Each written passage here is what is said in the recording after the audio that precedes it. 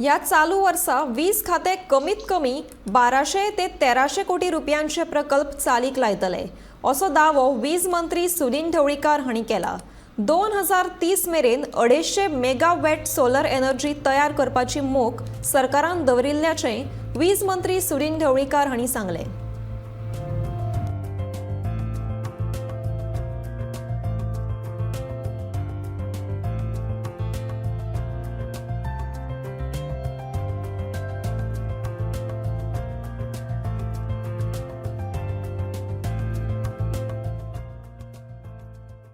शिवोले मतदारसंघातले आसगाव, बांदे, अंजुना वाठारांतल्या विंगड वीज खात्याच्या कामाच्या कार्यावळीक वीज मंत्री ढवळीकर उलयतालो।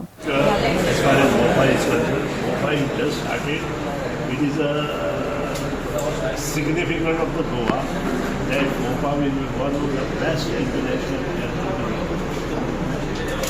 And power infrastructure. Of course, as per requirement, our infrastructure also developed, and we will start now in solar energy. Almost in 2030 we are planning for 150 megawatts, and we will see that solar energy in Goa by 2030 150 megawatts.